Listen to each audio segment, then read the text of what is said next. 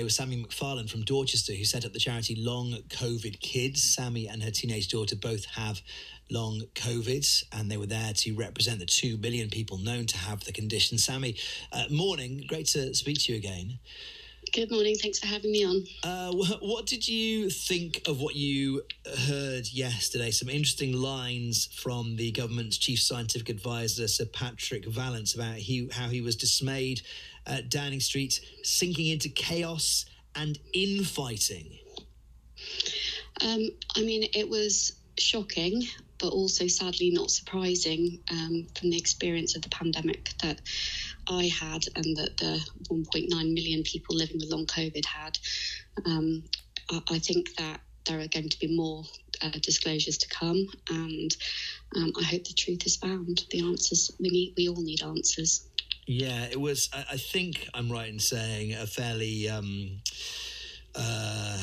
standard kind of opening day yesterday. We're not really going to start getting into the meat of it until things kind of progress. How much of it are you expecting or hoping to attend?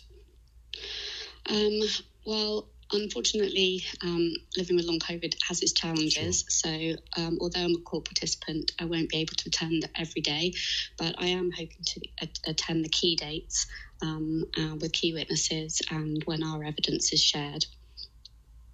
And do you have a timing for that? And what do you hope to take to the inquiry? Yes, we do, but it's not been publicly announced yet. Oh, sure. I'll be able to share that with you soon.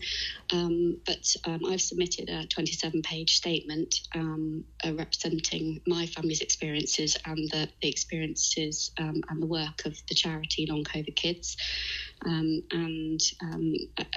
Many of our members, over 7,000 members, have shared statements which informed that statement, and our legal team, Bat Murphy, were able to take that information and make sure that they can best represent the families who've been affected.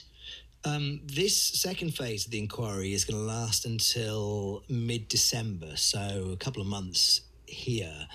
Are you happy that is long enough, given the potential scale and scope of an inquest like this? I can see how the media will get enticed with all of the political infighting, whether it's Dominic Cummings or Sir Patrick Vallance or people I've referenced already. But there are significant medical questions that you would like answered, and many more about the loved ones that they've lost to this condition or who are still living with this condition. I mean, you're quite right. There isn't enough time to be able to get into the detail that we would like to see.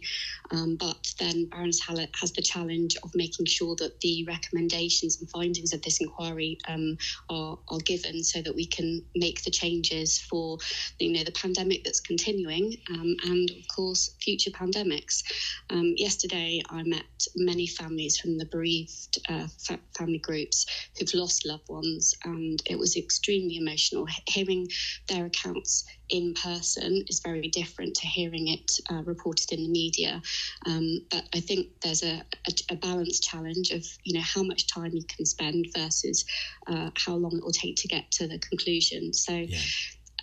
It's difficult, but I'm hoping that, all of the work that's been done by the people who have submitted evidence, will make a difference, and Baroness Hallett will consider it carefully and come to the right conclusions. There's a curious thing which we will maybe talk a little bit about now and may discuss in more depth when you get a chance to talk to the inquiry. Boris Johnson's comments on long COVID. I don't quite know how we talk about this on Breakfast Radio, but there's this document about long COVID on which he has scrawled an expletive, kind of questioning whether or not it is actually a real thing. Do you want to talk to that just a little bit? Of obviously avoiding the kind of the key word. Yeah. It's the Inner Sex Pistols album name. Let's say that much. I'm probably dancing around it too much. I should probably have just said it by now. But yeah. Talk to me about this, Sammie. Yeah, I mean, when I first read that document, it basically confirmed everything that I suspected about the challenges that we've had throughout the pandemic. It was ill-informed, flippant view. It's influenced the public, and because of this, the public remains insufficiently aware of the profound risks associated with long COVID. His actions have played a part in almost 2 million adults and children in the UK being affected and suffering more than they have to. And it was preventable, and it's still preventable, and that public messaging still isn't there.